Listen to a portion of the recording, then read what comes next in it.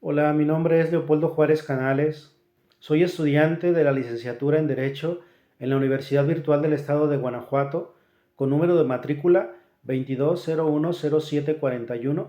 El presente reto es el 2, titulado La jurisprudencia. Corresponde al módulo Juicio de Amparo 1. Mi asesora es la maestra Sofía Pérez Fuentes Sacramento y la fecha de hoy es 23 de noviembre del 2023.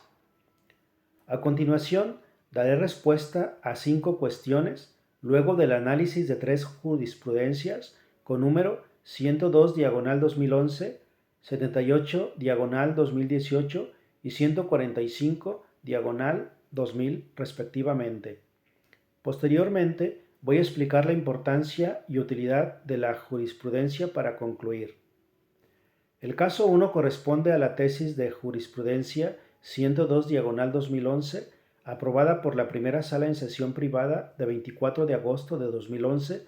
y publicada en el Semanario Judicial de la Federación en septiembre de 2011 con número de registro digital 161080. El rubro es la facultad de atracción. La Suprema Corte de Justicia de la Nación puede ejercerla a efecto de integrar jurisprudencia sobre un problema que implica el análisis de diversos preceptos constitucionales y legales. El caso 2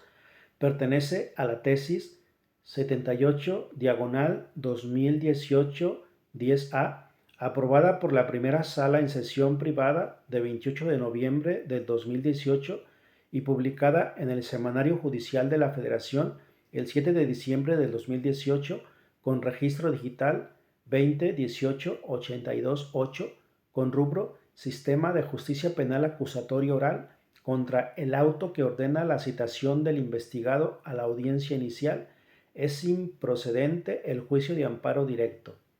Interrupción de la jurisprudencia 1A diagonal J 93 diagonal 2013 10A.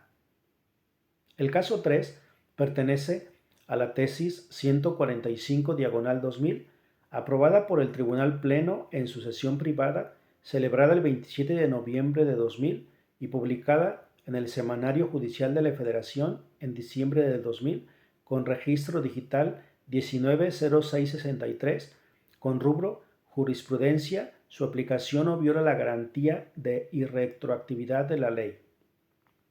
Respuesta al primer planteamiento. Respecto al caso número 1, la primera sala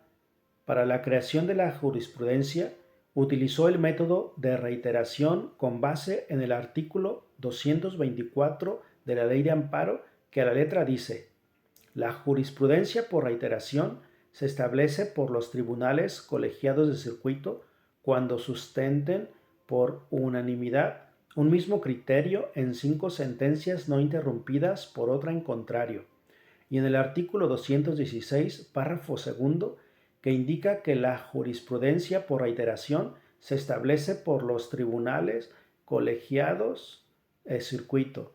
Las 5 sentencias que reiteran la facultad de atracción y que cita la jurisprudencia 102 diagonal 2011 son las que corresponden a los números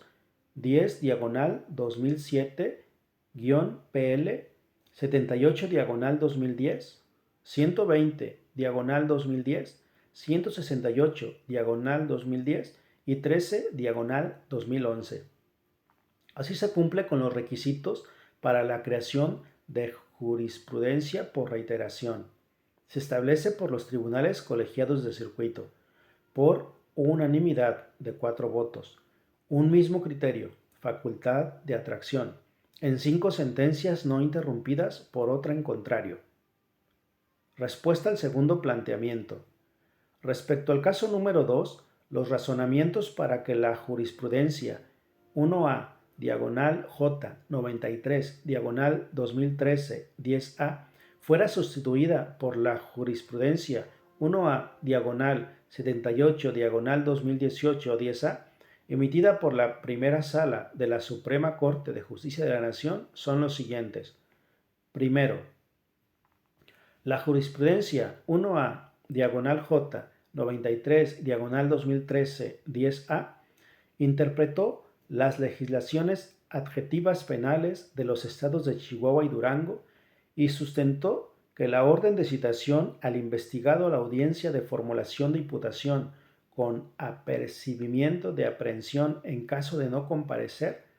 transgrede el derecho a la libertad deambulatoria, pues coloca al individuo en una situación ineludible de obediencia ante un mandato judicial, lo que se traduce en un acto de imposible reparación, susceptible de ser impugnado a través del juicio de amparo indirecto. Segundo, hay contradicción de tesis entre las sustentadas por el segundo tribunal colegiado en materia penal y civil del 20º circuito, el séptimo tribunal colegiado en materia penal del primer circuito y el tercer tribunal colegiado del 27º circuito. Las tesis 31 diagonal 2018 y 137 diagonal 2016 determinaron que el juicio de amparo indirecto es procedente contra el acuerdo que ordena citación a la audiencia inicial de formulación de imputación porque afecta indirectamente la libertad personal de la persona investigada, mientras que la tesis 111 diagonal 2017 consideró que no procede el juicio de amparo indirecto contra la citación a la audiencia inicial porque es un mero aviso que no incide en la esfera jurídica de la persona investigada. Tercero, la primera sala interrumpe el criterio sostenido por la propia sala en la tesis 1A diagonal J 93 diagonal 2013 10A, pues considera que la regulación de la citación a esa audiencia en las legislaciones locales mencionadas es semejante a la prevista en el artículo 141 del Código Nacional de Procedimientos Penales para la citación a la audiencia inicial y de la lectura sistemática de las fracciones primera y segunda del artículo mencionado, se advierte que la citación de la persona investigada a la audiencia inicial en la que habrá de formularse imputación en su contra por sí sola no es un acto que afecte su libertad personal. No obsta a lo anterior el hecho de que conforme a la fracción segunda del precepto citado, en caso de no comparecer injustificadamente, pueda ordenarse su comparecencia forzosa, pues ello es un acto futuro de realización incierta, al estar condicionado a que el citado no asista sin justificación y el representante social solicite que se ordene su comparecencia mediante la fuerza pública, por lo que ese acto de comunicación como tal no incide en la libertad personal del citado. De ahí que contra el auto que ordena la citación del investigado a la audiencia inicial es improcedente el juicio de amparo indirecto, pues se trata de un acto judicial fuera de juicio que no afecta a la libertad personal del quejoso conforme al artículo 107, fracción cuarta de la Ley de Amparo, aprobando así la tesis de jurisprudencia 78 diagonal 2018 10A. Respuesta al tercer planteamiento. Respecto a los tres casos, la época del Semanario Judicial de la Federación en que fueron publicadas las jurisprudencias fueron,